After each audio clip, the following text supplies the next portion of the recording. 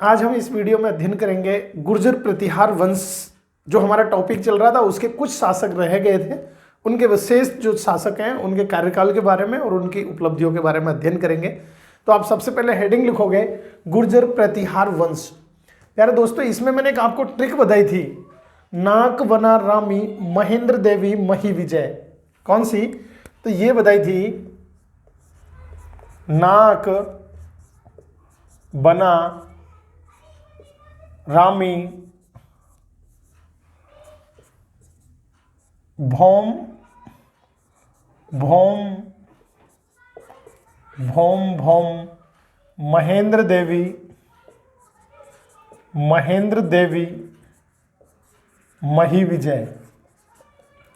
मही विजय तो हमने अध्ययन कर लिया था यहां महीपाल तक। महीपाल किस तक अध्ययन कर लिया? तो यहां तक हमने इस ट्रिक में हमने पहली वीडियो में आपने देख लिया होगा, महीपाल प्रथम तक अध्ययन कर लिया। आज हम अध्ययन करेंगे महेंद्र पाल द्वितीय, इधर देवपाल, वी से बन जाएगा विनायक पाल, मैं से बन जाएगा महीपाल सेकंड और वी से बनेगा विजयपाल। तो इन शासकों के बारे में हम अध्ययन करेंगे इस वीडियो में। महीपाल फर्स्ट के बारे में हम अध्ययन कर चुके हैं। आज इस वीडियो में अध्ययन करेंगे महेंद्रपाल फर्स्ट के बारे में। तो सबसे पहले मैं इधर हेडिंग लिखूंगा, यहाँ पे कौन? महेंद्रपाल प्रथम, सॉरी महेंद्रपाल कौन सा? सेकंड। और इसका जो टाइम पीरियड था वो 943 ईस्वी से लेकर के इसने 948 ईस्वी तक शासन किया था। किसने? महेंद्रपाल सेकंड ने। कब से कब तक किया? तो 943 ईस्वी से लेकर और 948 ईस्वी तक शासन किया। और ये महीपाल प्रथम और प्रज्ञाधना देवी का पुत्र था। किसका? तो ये किसका था? तो यह एक तो महीपाल प्रथम प्लस किसका? प्रज्ञाधना का पुत्र था। कौन? तो प्रज्ञाधना का पुत्र था कौन? महेंद्रपाल। इसके अलावा इसके काल में, किसके काल में? महेंद्रपाल के काल में गुर्जर प्रतिहार वंश। कौन सा वंश? गुर्जर प्रतिहार वंश कई शाखाओं में बट गया। कितनी शाखाओं में? यानी कई शाखाओं में बट गया।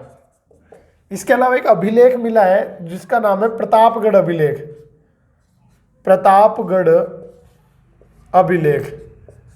इस प्रतापगढ़ अभिलेख के अनुसार इसने एक दसपुर गांव में मंदसौर मध्य प्रदेश में, वो क्या है? दान में दिया था।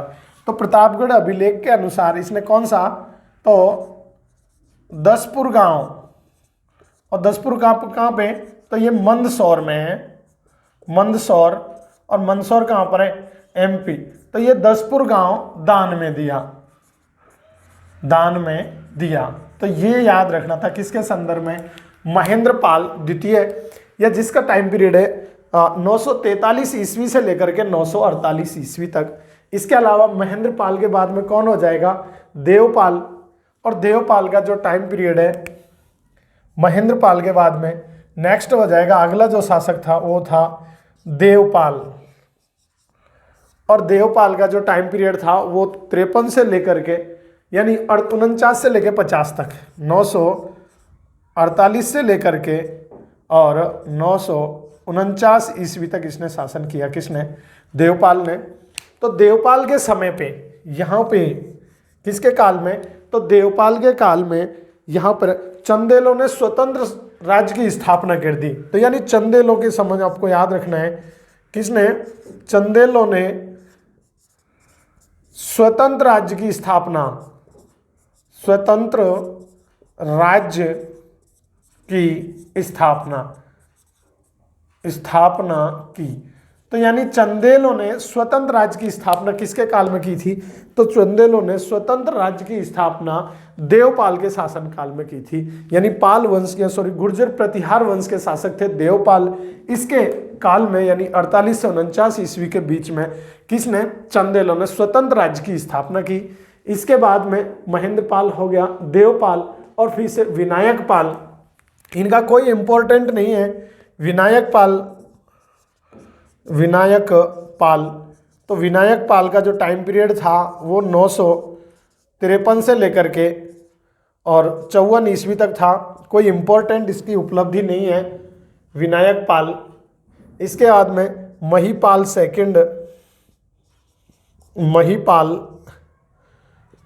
सेकंड, इसका भी कोई इंपॉर्टेंट नहीं है, इसने 955 ईस्वी में शासन किया। फिर महीपाल के बाद में नेक्स्ट हुआ महीपाल सेकंड और फिर विजयपाल। कौन सा पाल, विजयपाल।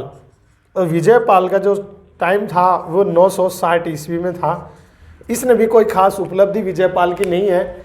इसके समय गुजरात में चालुक्य वंश का शासन स्थापित हो गया था। तो किसके काल में हुआ, तो गुजरात में चालुक्य वंश की स्थापना विजयपाल के समय हुई थी।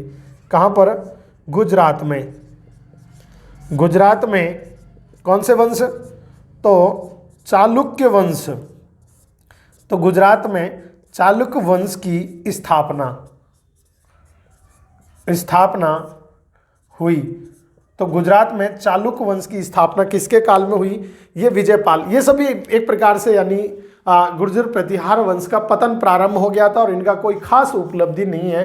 विजयपाल हुआ लास्ट में। इसके बाद में राज्यपाल शासक हुआ। कौन हुआ, तो यहाँ पे यही लिख देता हूँ मैं। अगला जो शासक हुआ उसका नाम था राज्यपाल। कौन सा पाल, राज्यपाल शासक हुआ।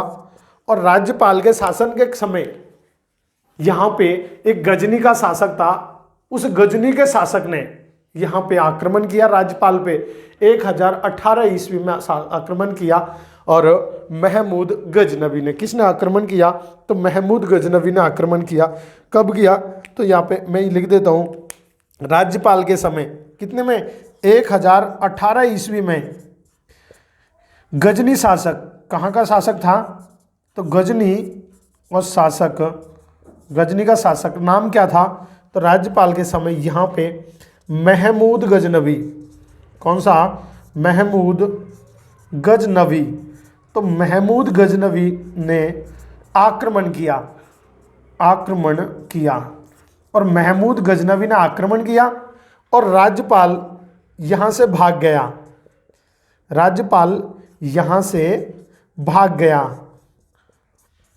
तो राज्यपाल यहाँ से भाग गया।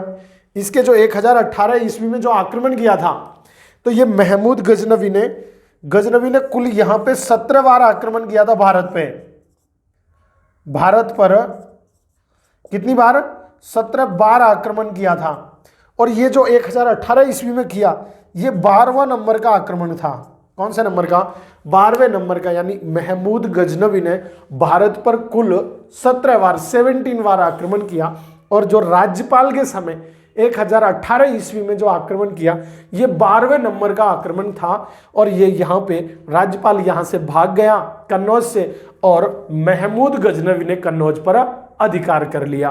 तो ये अपन को याद रखना था, किसके संदर्भ में, महमूद गजनवी और राज्यपाल के संदर्भ में। इसके अलावा चंदेल शासक था विद्याधर। तो चंदेल शासक विद्याधर ने एक संगठन बनाया राजाओं का और राज्यपाल की हत्या कर दी। तो ये इसकी हत्या किसके द्वारा की गई, तो राज्यपाल की हत्या आपको याद रखना है किसके द्वारा, चंदेल शासक के द्वारा। कौन से शासक, तो चंदेल शासक। और चंदेल शासक का नाम तो क्या था, तो विद्याधर। चंदेल शासक विद्याधर ने राजाओं का एक संगठन बनाया। पहले तो राजाओं